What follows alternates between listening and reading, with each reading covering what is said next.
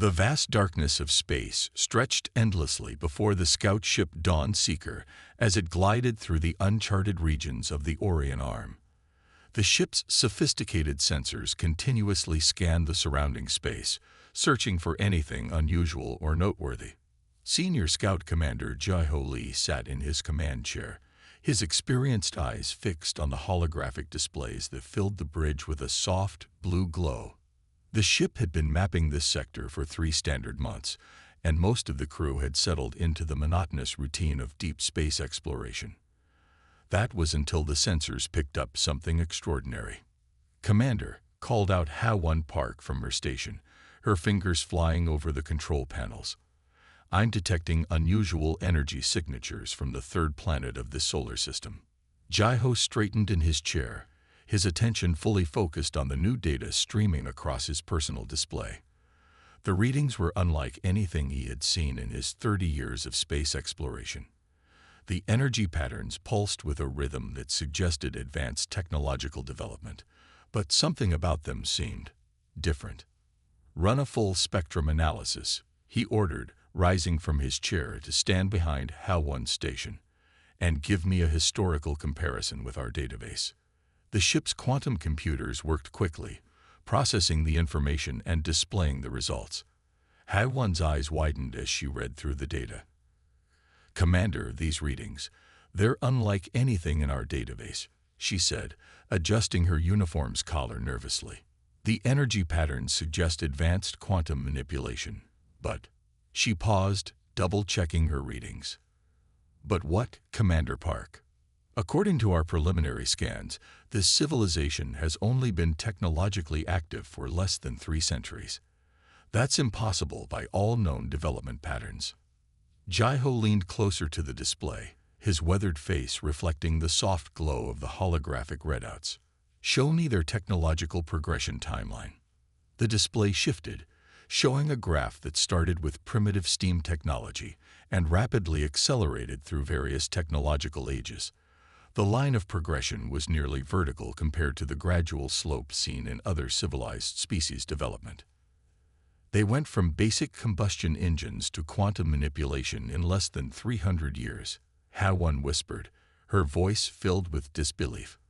"Our own species took nearly 2,000 years to make the same progress." Jai-Ho walked back to his command chair, his mind racing with the implications.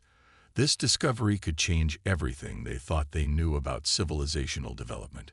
"Begin passive observation protocols. I want detailed scans of their communication networks, energy distribution systems, and orbital installations." The bridge crew worked silently, gathering data as their ship maintained a safe distance from the solar system. Hours passed as they built a clearer picture of what they were dealing with. "Commander," Ha-1 called out again, her voice tense, "we're picking up their communications now. They call themselves humans, and their planet is Earth." Jai-Ho watched as images began flowing across the main viewer, cities that sprawled across continents, orbital stations that served as gateways to the stars, and vessels that utilized principles of physics his people had only theorized about. "How did we miss them?" he wondered aloud. "A civilization this advanced should have been detected years ago." "Sir," another officer spoke up, "it appears they developed along a completely different technological path than any known species. Their approach to physics, engineering, even their basic scientific principles, they're all different from what we consider standard." Jai-Ho sat back in his chair, considering the gravity of their discovery. This wasn't just another primitive species taking its first steps into space. This was something unprecedented, a civilization that had blazed its own trail to the stars, developing technologies and theories that even the Confederation had never considered. "Commander Park," he said finally, his voice firm with decision, "prepare a priority transmission to the High Council. Classification level: Omega." Ha-1's hands froze over her console. Omega-level communications were reserved for discoveries that could fundamentally change the Confederation's understanding of the galaxy. "Yes, sir," she responded, quickly composing the message. "What should I include in the initial report?"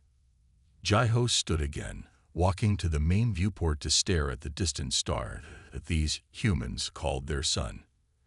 "Tell them we've discovered something unprecedented, a species that rewrites everything we thought we knew about technological development. And add a personal note. Sir, add that I believe we're about to witness the beginning of a new era in galactic history." He turned to face his crew, his expression serious. "What we found here today isn't just another civilization to add to our database. We found something that could change everything." As the message was encoded and transmitted through subspace, Jiho returned to studying the data flowing in from their sensors. The humans' history was fascinating, filled with conflicts and cooperation, failures and triumphs, all driving them forward at an unprecedented pace. "Continue monitoring," he ordered. "I want to know everything about them before the Council's response arrives." He had a feeling the next few days would be the most important of his career, and possibly the most significant in Confederation history. In the Grand Hall of the Confederation's Central Command, silence fell as High Counselor Sun Mei Kim activated the holographic display. The massive chamber, with its soaring crystal ceilings and gleaming metal walls, housed over 300 of the most influential members of their civilization. Today, they would learn about a discovery that would shake their understanding of the universe. Sun Mi took a deep breath, her traditional ceremonial robes catching the light as she moved. The data from scout ship Dawn Seeker had arrived 3 days ago, and she had spent every moment since then preparing for this presentation. "Honored members of the diplomatic corps," she began, her voice carrying clearly through the chamber. "What I am about to share will challenge everything we believe about technological and social evolution." She gestured, and the hologram displayed an image of Earth spinning slowly in space. "These humans have achieved what took us millennia in mere centuries. Their approach to technology defies our understanding." The image changed, showing a rapid progression of human technological achievements. They went from primitive wheeled vehicles to faster-than-light travel in just 300 years. Murmurs of disbelief rippled through the assembled crowd. A senior diplomat raised his hand. "High Counselor, with respect, such progression is impossible. No species can maintain stability through such rapid advancement." Young Ho Kang, the Confederation's chief xenobiologist, stepped forward from his position near the platform. His research team had been analyzing the human data nonstop since its arrival. "That's what makes them truly remarkable," he said, taking his place beside Sun Mei. "Their emotional responses are highly volatile, yet they maintain complex social structures. They smile when nervous, laugh when uncomfortable, and somehow function effectively despite constant internal conflicts." A hologram shifted to show scenes from human daily life, their cities, their interactions, their celebrations, and conflicts. Young Ho continued, "They thrive on challenge and adversity. Where our society seeks harmony and consensus, they embrace debate and competition. It drives their innovation." An older council member stood up, her face showing concern. "Are they dangerous? Should we be preparing our defense forces?" Sun Mai raised her hand for silence. "We've observed no immediate hostile intent. However, their military capabilities are significant."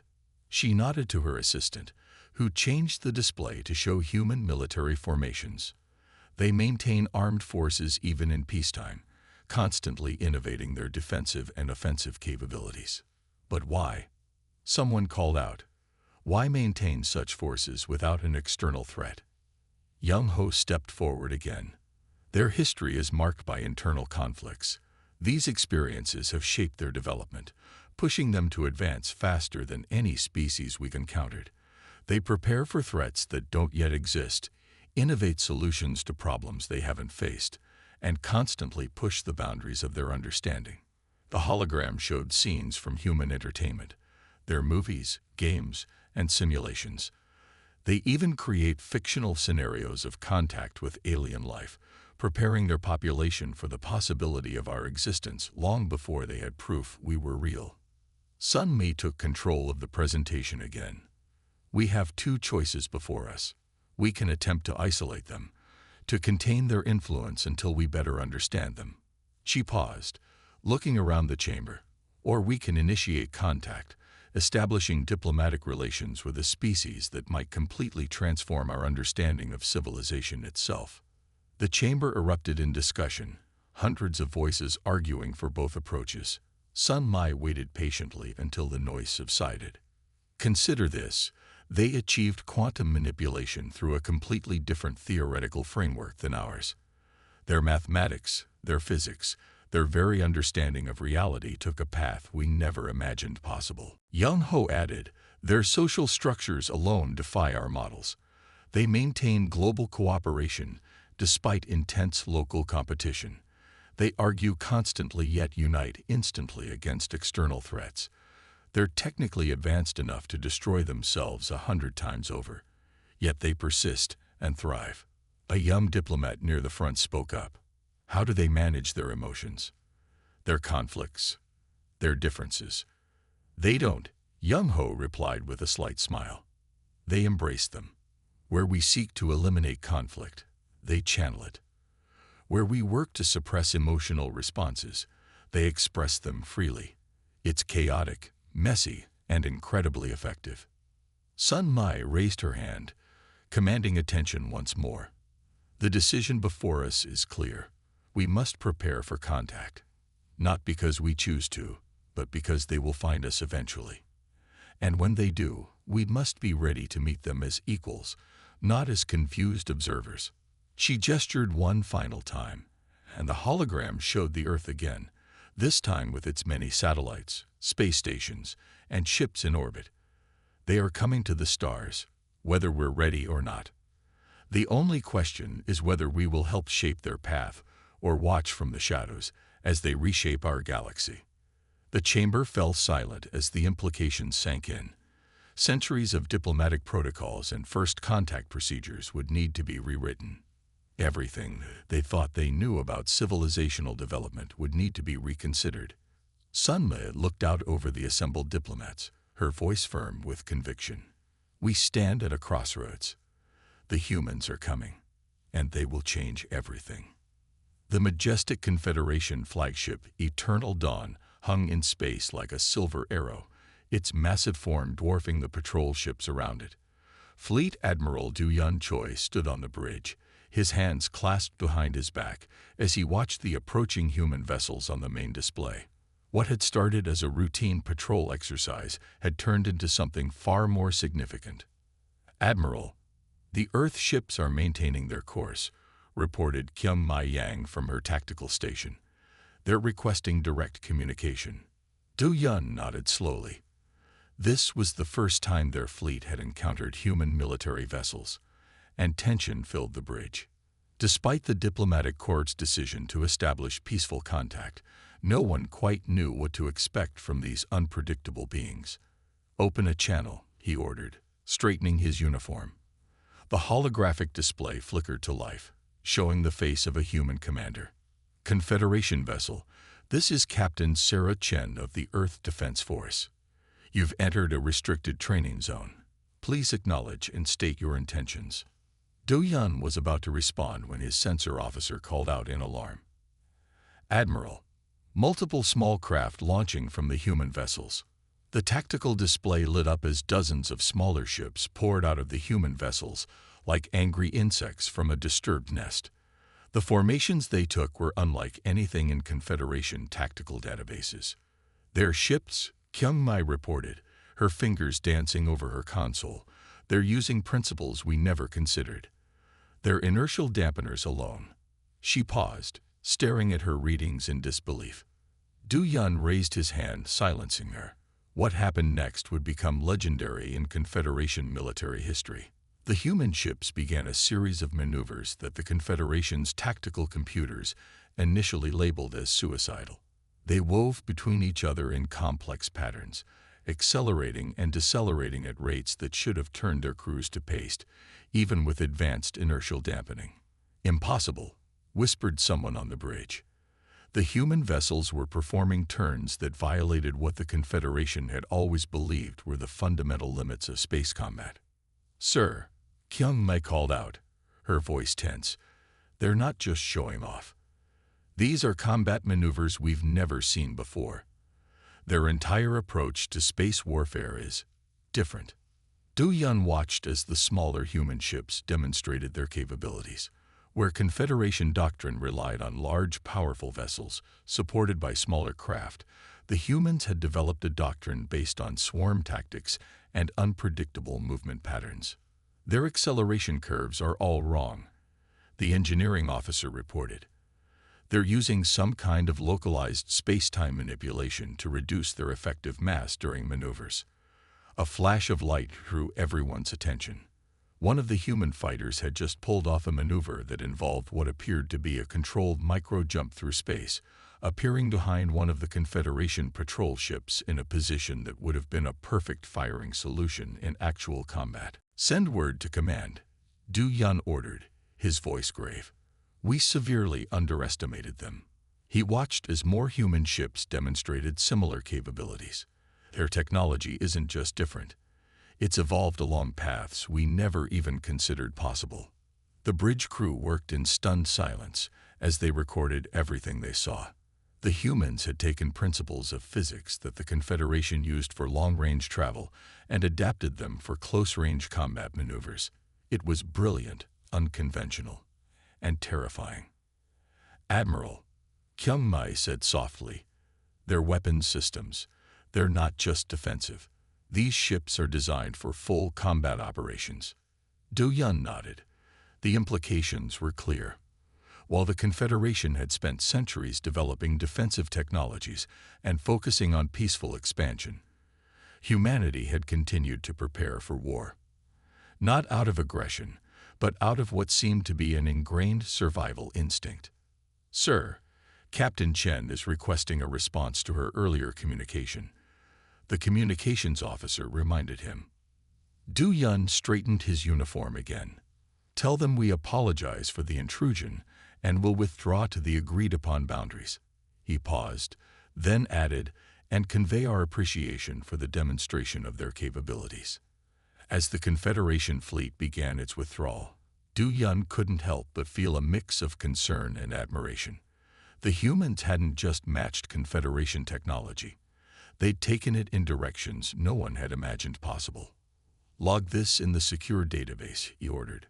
"Priority level maximum." The humans aren't just technological equals. They're innovators in ways we never expected. Their ships, their tactics, their entire approach to space warfare. He shook his head. "We need to rethink everything we thought we knew about combat in space." The Eternal Dawn turned gracefully, preparing to leave the area. Behind them, the human ships reformed into their original formation, their capabilities now clearly demonstrated without a single aggressive action. "One more thing," Du-Yun added. "Make a note in the report. Any future military engagement with human forces should be avoided at all costs. They don't just think differently, they fight differently. And that makes them the most dangerous potential adversaries we've ever encountered." The research center's quantum processing lab hummed with energy as Dr. Min Seo-baek pored over the newly received data streams from Earth. Her fingers moved rapidly across multiple holographic interfaces, each displaying different aspects of human scientific achievement. The soft blue glow of the displays reflected off her wide, amazed eyes as she absorbed information that challenged everything she thought she knew about physics. Research Director Ta Wusong entered the lab, noting how Min Seo had barely moved from her station in the past 12 hours. Empty nutrient packets and cooling cups of stimulant beverages littered her workspace, clear signs of a scientist deep in discovery mode. "Dr. Baek," he called out softly, not wanting to startle her. "Have you found anything significant in the human databases?" Min Seo looked up, her face glowing with excitement. "Significant?" "Director, their quantum theories." She gestured to the displays around her, bringing up complex mathematical formulas. They approached the fundamental laws of physics from an entirely different perspective. "Look at this." She pulled up a comparison display showing the Confederation's standard model of quantum mechanics alongside the human version. "Where we built our understanding from the macro level down, They started from the quantum level and worked up. Their entire framework is different, but it works. It works even better than ours in some areas. Taiwu studied the displays. His own scientific curiosity piqued. Show me their practical applications. Min Sio's fingers danced across the interface, bringing up schematics for human quantum computers. They don't just theorize, they build. Their quantum computers use principles we never even considered. They're achieving computational densities that our models said were impossible. And their artificial intelligence development. Tawu asked, noting a particularly interesting section of data. Min Sio's eyes lit up even more. Beyond anything we imagined possible without causing societal collapse. They developed AI alongside their regular technology, integrated it from the beginning, rather than adding it later like we did. Look at this. She pulled up more displays showing the evolution of human AI systems. They created artificial minds that work with human consciousness rather than trying to replicate it. Their AIs think differently than humans, and they kept that difference intentionally. It's brilliant. Tawu leaned in closer, fascinated by the data. But how do they maintain stability? Our simulations showed that such rapid AI development would lead to conflict with organic life. That's the most amazing part, Min Sio said, bringing up social impact studies. They embraced the differences.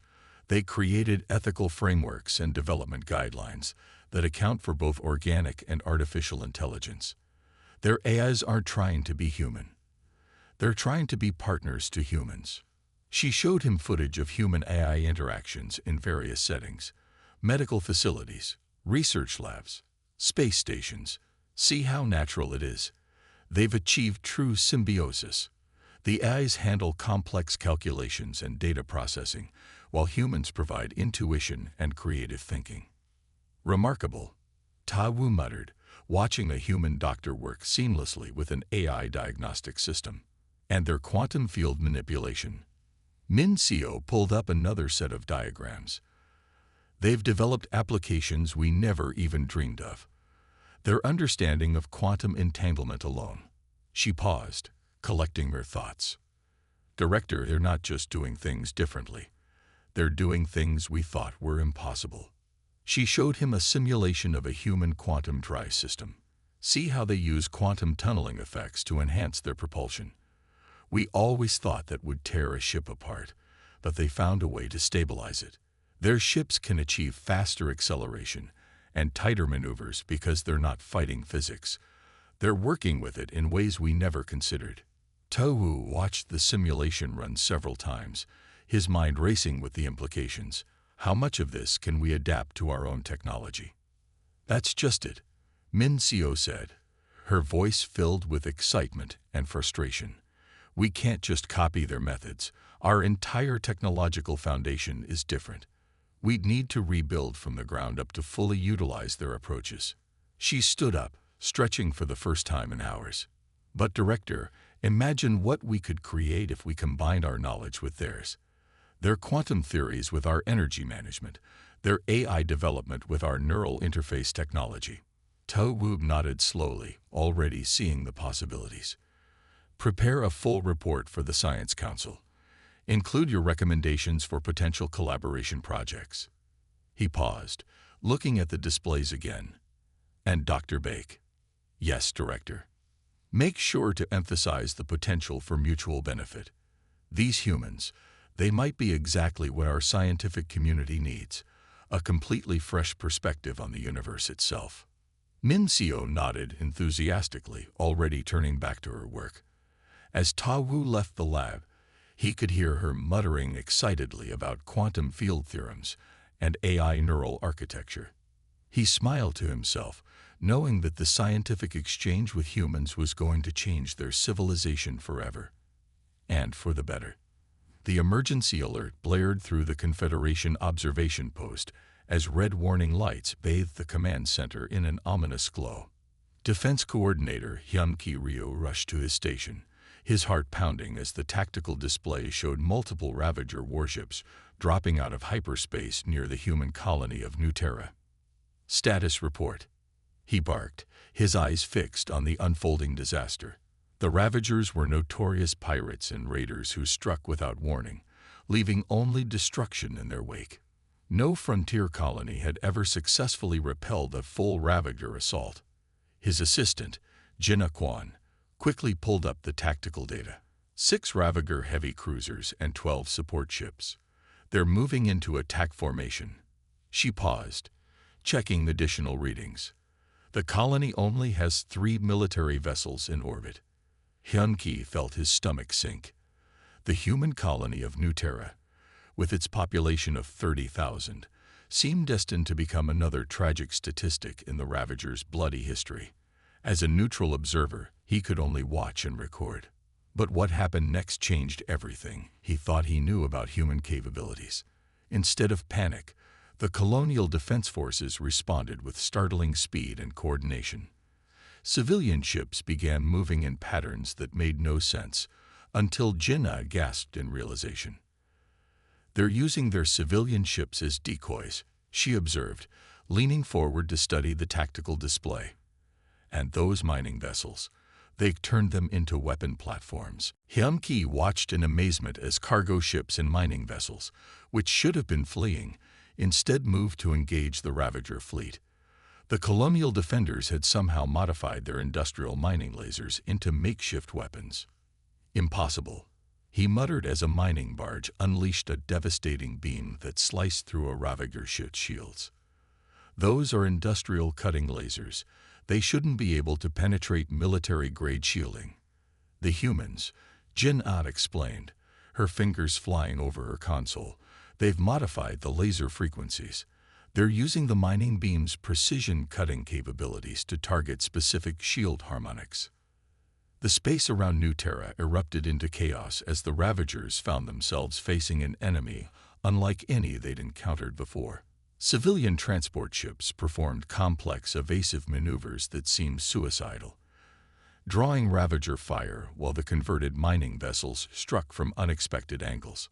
"Look at their coordination," Hyun-Ki said, unable to hide his admiration. "Every civilian vessel is working in perfect concert with their military ships. This isn't a desperate last stand. It's a prepared strategy." The 3 human military vessels moved in ways that defied conventional space combat doctrine, using the civilian ships' movements to mask their approach.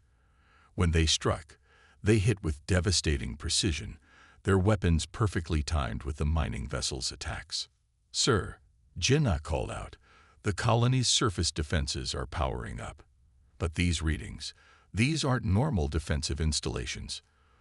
The tactical display showed new energy signatures emerging from what had appeared to be ordinary structures around the colony. Agricultural silos revealed themselves to be missile launchers. Communication arrays transformed into energy weapon platforms. They built their entire colony as one massive defensive system. Hyun-Ki realized, every structure serves both civilian and military purposes. The Ravager fleet, caught completely off guard by the unconventional defense, began taking heavy losses. Their traditional tactics proved useless against an enemy that refused to follow any normal combat doctrine. "Sir, look," Jinnah pointed to a new development. "The civilian ships are using their cargo holds to deploy some kind of defensive field. They're creating a web of interference that's disrupting the Ravagers' targeting systems." Hyun-Ki watched as the human defenders systematically dismantled the Ravager fleet. What should have been a simple raiding mission had turned into a complete rout. The remaining Ravager ships, their formation shattered and their confidence broken, began retreating. "Send a priority message to command," Hyun-Ki ordered, his voice filled with newfound respect. "The humans don't just adapt to threats, they prepare for them in ways we never imagined possible. Every piece of their infrastructure, every civilian vessel, every mining operation, it's all designed to transform into a defensive network at a moment's notice." As the last Ravager ships flowed into hyperspace, Hyun-Ki and Jinnah watched the human colony return to its peaceful appearance. Mining vessels resumed their industrial operations. Cargo ships continued their regular routes. It was as if the battle had never happened. How many other colonies are built like this? Jinnah wondered aloud. How many other seemingly peaceful human settlements are actually fortresses in disguise? Hyun-Ki shook his head slowly. That's what makes them so remarkable. They don't build for war or peace. They build for both simultaneously. Every tool is a potential weapon, every civilian and potential defender. He paused, adding a final note to his report. The Ravagers won't be the last to learn this lesson. The humans don't just survive attacks. They thrive on them. The Grand Council chamber of the Confederation had never seen such a diverse gathering. The traditional crystalline hall, with its soaring arches and ancient symbols, now hosted not only the usual Confederation representatives, but also a delegation of humans. Council Speaker Hejun Moon stood at the central podium, looking out over the assembled crowd with a mix of anticipation and nervousness. The past 6 months of interaction with humans had shaken the Confederation society to its core. Now, as he prepared to address this historic joint session, Hejun knew his words would echo through generations to come. Honored representatives of both our great civilizations, he began, his voice carrying clearly through the chamber. We stand at a crossroads. For 10,000 years, the Confederation has followed the same path, built upon the same foundations of order and hierarchy. We believed our way was the only way to achieve stability among the stars. He gestured to the human delegation, where diplomats sat alongside scientists, soldiers next to civilians, an arrangement that would have been unthinkable in traditional Confederation meetings. The humans have shown us that our rigid hierarchical structure has limitations we never acknowledge. Their concepts of individual rights and democratic representation offer solutions to problems we've struggled with for generations. Murmurs rippled through the chamber. Some of the older Confederation representatives shifted uncomfortably in their seats. Change did not come easily to a civilization that had remained largely unchanged for millennia. Look around this chamber, Hejun continued, his voice growing stronger. For the first time in our history, we have workers sitting beside administrators, scientists beside politicians. This alone shows how much we've already changed. He activated the chamber's holographic system, displaying scenes from various human colonies and cities. Their society thrives not despite its differences, but because of them. They've shown us that debate isn't a sign of weakness. It's a source of strength. That disagreement doesn't lead to chaos. It leads to innovation. A senior Confederation minister stood up, his elaborate robes marking his high rank. Speaker Moon, with respect, how can we be certain their system won't lead to instability? Our hierarchy has maintained peace for thousands of years. Hejun nodded, having expected this question. Consider the Ravager attack on New Terra.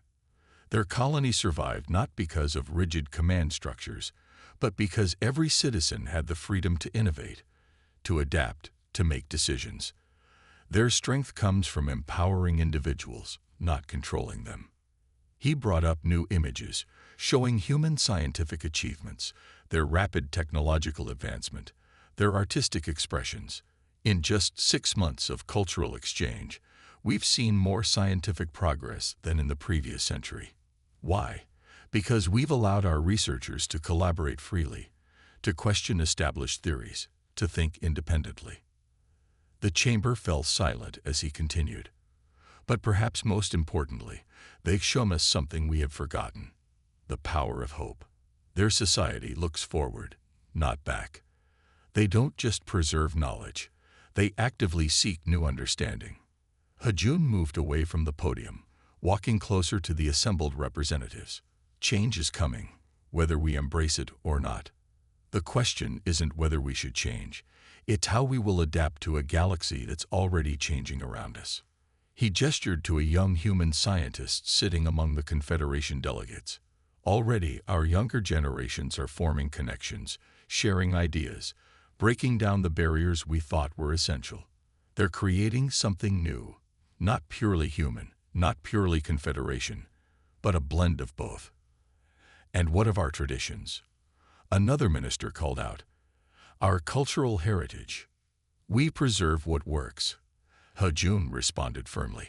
We keep the wisdom of our past while embracing new possibilities. The humans don't ask us to abandon our history. They ask us to build upon it. He returned to the podium, his voice now filled with passion. Think of what we can achieve together. Their creativity with our stability. Their innovation with our experience. Their adaptability with our patience. We stand at the beginning of a new era, one where both our civilizations can grow stronger together. The chamber erupted in discussion, but it wasn't the controlled, formal debate of old. Representatives of both species were engaging directly, sharing ideas, arguing points, exactly the kind of chaos that the old Confederation would have suppressed, but which now crackled with potential. Hajun watched with satisfaction as the old barriers continued to crumble. The humans hadn't just brought new technologies and ideas, they'd brought hope for a different way of living, of governing, of growing. The Confederation was changing, and for the first time in thousands of years, its future was wonderfully uncertain. He picked up his ceremonial staff, the ancient symbol of his office, and smiled as he noticed a young human child asking a Confederation elder about its meaning. The future would be different, but perhaps that was exactly what they needed. The Unity Station hung in space like a shining jewel, its crystalline structures merging seamlessly with human architectural designs. Today, the massive space station served as the meeting point for the most significant diplomatic event in galactic history. Billions of beings across two civilizations watched their screens and holoprojectors, waiting for the ceremony to begin.